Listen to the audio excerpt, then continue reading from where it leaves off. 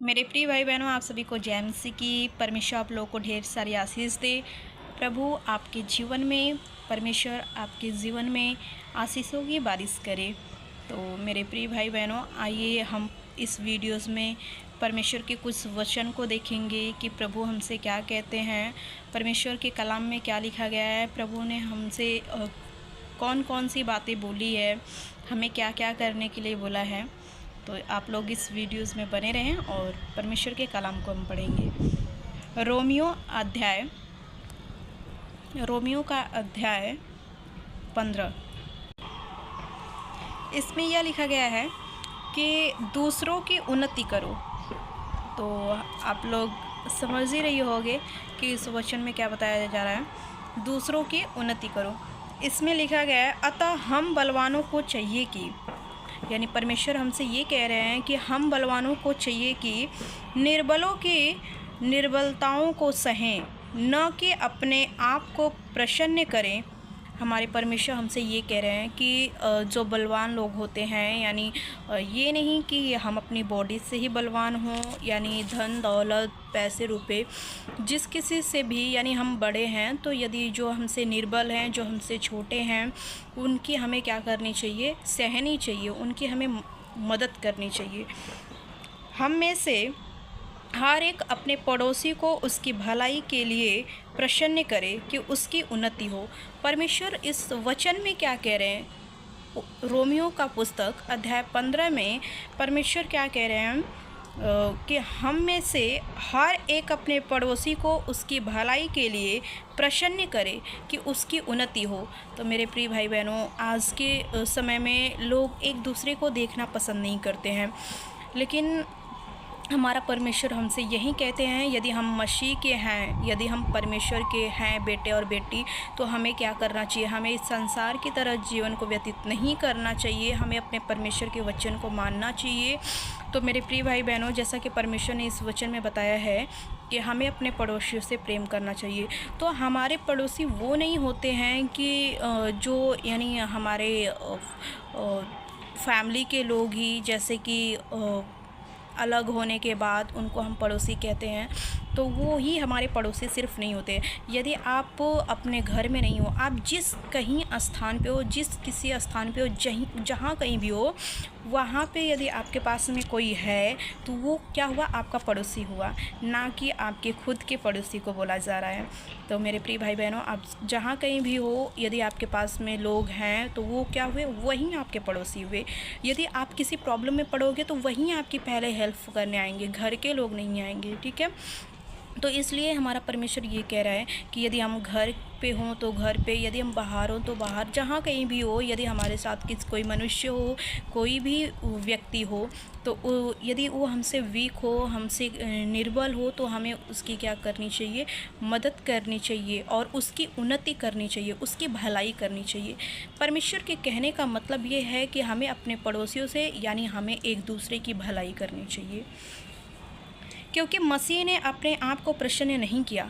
परमेश्वर के कलाम में ये भी लिखा गया है कि जो हमारा परमेश्वर था, यानी जो हमारा मसीह प्रभु यीशु मसीह थे, वो उन्होंने अपने आप को प्रसन्न नहीं किया।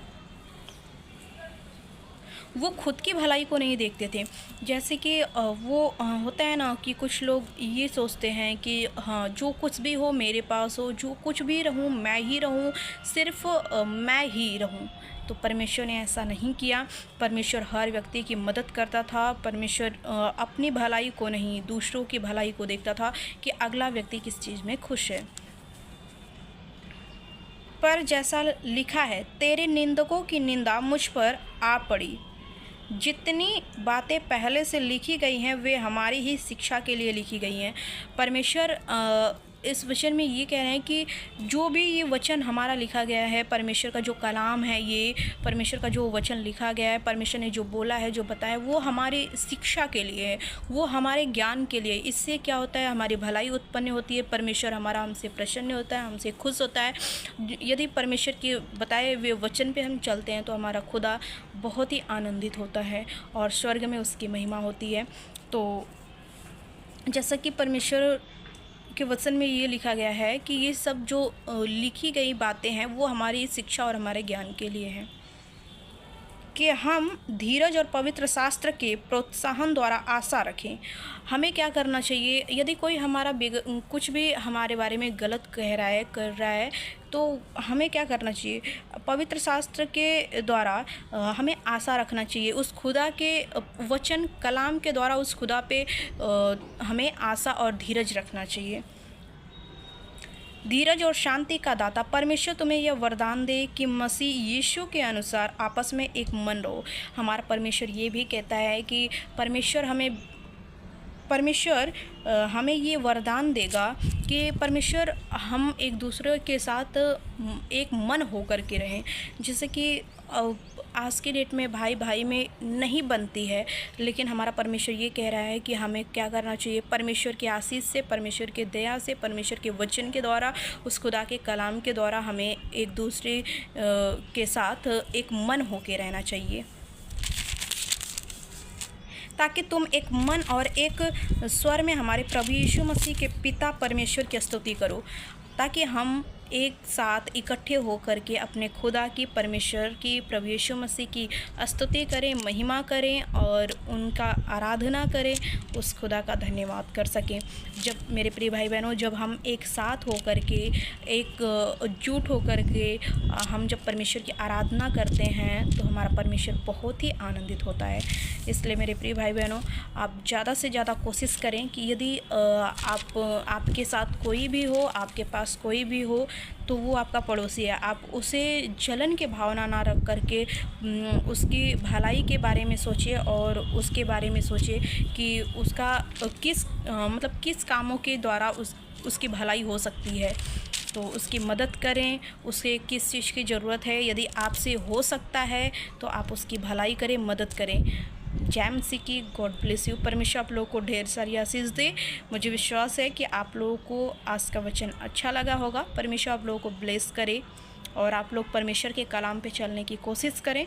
खुदा आप लोगों को बढ़ाता जाए। परमेश्वर आप लोगों को ब्लेस करे, आप लोगों के जीवन में ढेर सारी आशीषों को दे। परमेश्वर आपकी आयु को बढ़ाए, आपके बुद्धि को बढ़ाए। जय मसीह की। God bless you. Praise the Lord.